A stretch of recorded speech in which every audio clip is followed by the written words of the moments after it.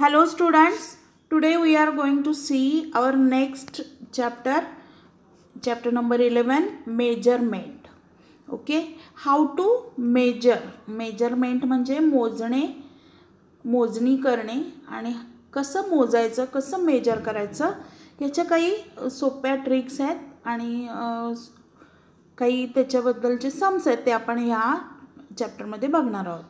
Let's see, here is they said 1 centimeter is equal to 10 millimeters. Okay, what is this centimeter? हे centimetre काय आहे ते पहिल्यांदा आपल्याला बघावं लागेल.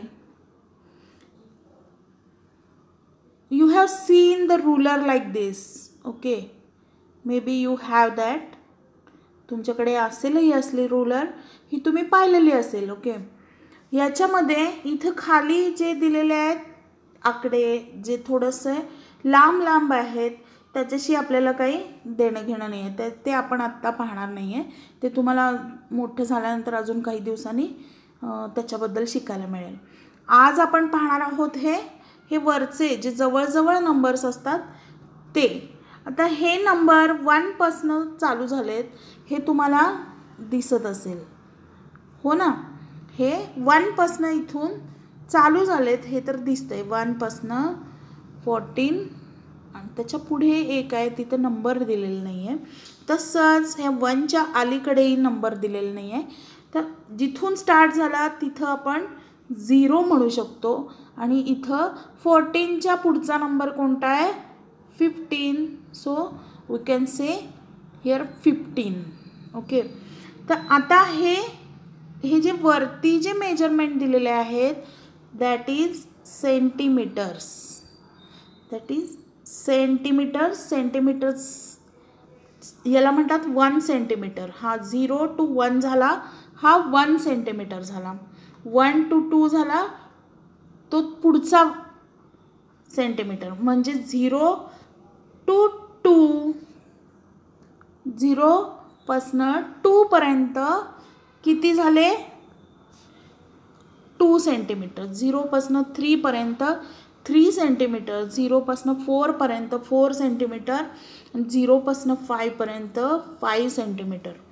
अशा पद्धतीने आपण 0 पासून काउंट करतो म्हणून ते आपल्याला एक्झॅक्ट मेजरमेंट मिळतं. ओके, आणि ह्या 2 नंबर्सच्या मध्ये जेवढं डिस्टन्स आहे त्याला म्हणायचं सेंटीमीटर. आता हे झालं सेंटीमीटर. त्या 2 नंबर्सच्या मध्ये तुम्हाला अजून छोट्या लाईन्स दिसत आहेत का? इथं वरती तुम्ही बघू शकता, इथं अजून छोट्या लाईन्स आहेत. इथे आपल्याला एक बुकमध्ये दिलेली स्केल आहे. ओके, स्केल रूलर आहे. तर याच्यामध्ये तुम्हाला क्लिअरली दिसेल की 0 पासून इथं 0 आहे आणि 0 पासून 1 पर्यंत छोट्या लाईन्स आहेत. आता तुमच्याकडे बुक आहे, बुकमध्ये काउंट करा बघू किती लाईन्स आहेत. तर 1 2 3 4 5 6 7 8 9 आणि 10th वाल्या लाईनवरती 1 लिहिलेलं आहे इथं. हे इथून जर काउंट केलं आपण 0 पासून तर 10th वाल्या लाईनवर 1 आहे. याचाच अर्थ प्रत्येक सेंटीमीटरमध्ये या छोट्या लाईन्स ह्या 10 आहेत. म्हणजे 10 पार्ट केलेले आहेत 1 सेंटीमीटरचे. 9 लाईन्स टाकून 1 सेंटीमीटरचे 10 लाईन्स केलेले आहेत, पार्ट्स केलेले आहेत. आणि त्या एका पार्टला काय म्हटलं जातं तर मिलीमीटर. आणि मिलीमीटर हे मिलीमीटरचं स्पेलिंग आहे आणि 1 सेंटीमीटरमध्ये 10 मिलीमीटर्स असतात. म्हणजेच 1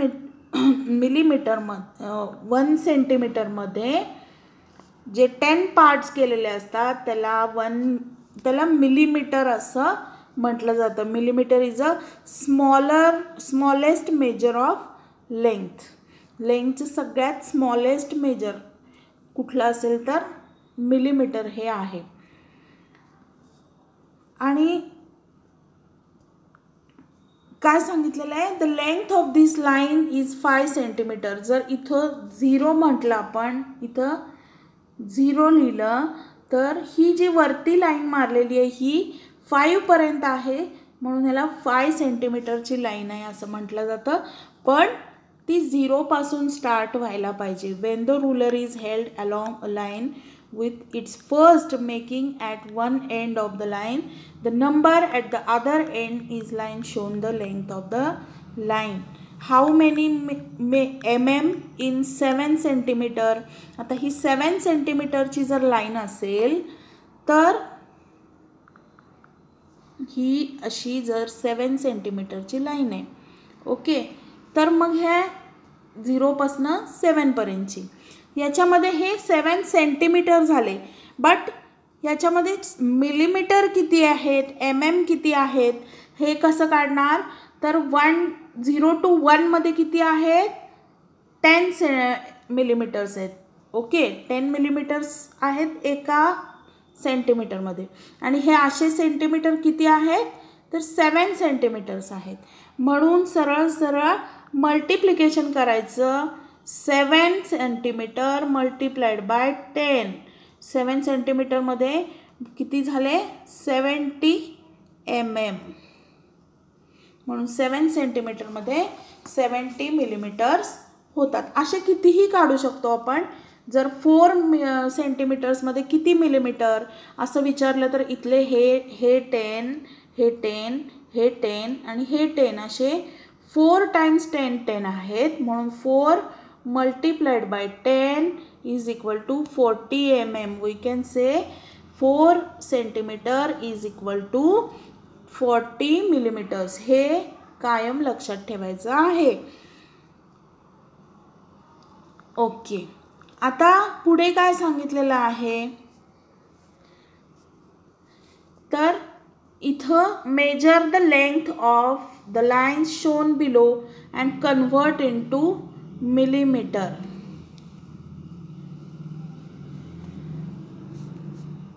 आपण काय करायचं आहे, इथं लाईन दिलेली आहेत, ओके, हे फर्स्ट क्वेश्चनची लाईन दिलेली आहे इथं.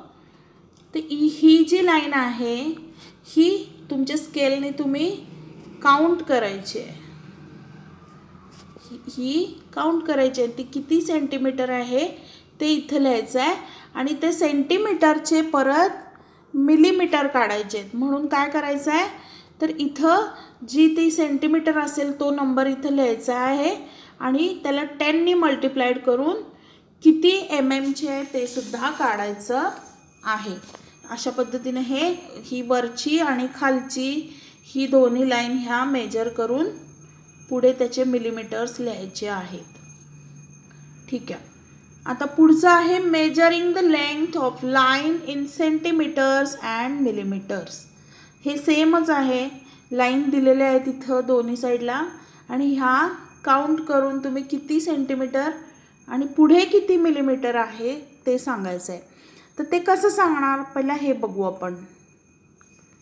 इथं तुम्हाला एक लाईन काढून दिलेली आहे या स्केलवरती. ही 0 पासून स्टार्ट होते, ओके, हे आहे 0 पासून स्टार्ट होते आहे आणि इथं 7 सेंटीमीटर्सपर्यंत ती आहे, ओके. मग आपण हे काय म्हणणार, 7 सेंटीमीटर्सची लाईन आहे असं म्हणू का, पण पुढेही ती लाईन पुढेपर्यंत गेलेली आहे. मग काय करणार, पुढच्या त्या छोट्या लाईन्स ज्या आहेत मिलीमीटर्सच्या त्या काउंट करायच्या आहेत. त्या जर काउंट केल्या तर 1 2 3 4 5 या 5th लाईनपर्यंत ही वरची लाईन आहे, म्हणजे 5 मिलीमीटरपर्यंत आहे. म्हणजे आपण ही म्हणताना लाईन किती लांब आहे म्हणणार, तर 7 सेंटीमीटर्स अँड 5 मिलीमीटर्स. म्हणजे ही लाईन कितीची आहे, तर इथं दिलेलं आहे 7 सेंटीमीटर अँड 5 मिलीमीटरची ही लाईन आहे. त्याच पद्धतीनं ही जशी स्केल ठेवून काउंट केली आहे तशा ह्या दिलेल्या लाईन्स तुम्ही तुमच्याकडच्या स्केलने काउंट करायचे, मेजर करायचे आणि त्याचं इथं मेजरमेंट लिहायचं आहे, ओके, हे दोन्ही ह्या क्वेश्चनची आन्सर्स लिहायचे आहेत. आणि त्याचबरोबर खाली इथं मेजर अँड राईट म्हणून तुम्हाला काही हे दिलेले आहेत. मेजर अँड राईट म्हणून एक्झरसाइज दिलेले आहेत. हे तुम्ही note, length of book, thickness of eraser, length of a pencil, हे सगळं काउंट करून इथं तुम्ही लिहायचे आहेत तुमच्याकडच्या स्केलने. फक्त एक लक्षात ठेवायचं की कोणताही जे काही आपण मेजर करू त्याची स्टार्टिंग 0 पासून झाली पाहिजे. तुम्ही जर इथं 1 पासून जर लिहिलं तर मग पुढचा नंबर आपल्याला लिहिता येत नाही. मग आपण कसं म्हणणार, इथं खाली एक्झाम्पल दिलेलं आहे. आता ही जी स्केल आहे ही तुटलेली आहे. ओके, तुटलेली कशावरून रे, तर इथं तुम्हाला एक तर तुटलेलं दिसतंय आणि ह्याचा पहिला जो सेंटीमीटरचा मार्क आहे तो किती सेंटीमीटरवरती आहे, तर 3 सेंटीमीटरवरती आहे. तिथं 0 नाही आहे. त्यामुळं तो 0 नसल्यामुळे आपण काय करणार आहे, आता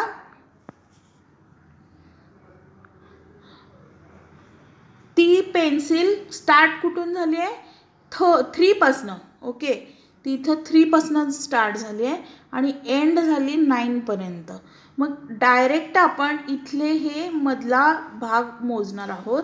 1 2 3 4 5 6. मग ही पेन्सिल कितीची म्हणणार आपण, 6 सेंटीमीटरची आहे. कारण त्याच्यामधले आपण पार्ट मोजलेले आहेत किती सेंटीमीटरचे, आणि म्हणून ही पेन्सिल आहे 6 सेंटीमीटरची, 3 पासनं 9 पर्यंतची. म्हणून ही 6 सेंटीमीटर लॉंग पेन्सिल आहे असं आपण म्हणू शकतो. आता तर ह्याच्यानंतरचा आपला टॉपिक आहे गेसिंग द डिस्टन्स बिटवीन 2 प्लेसेस.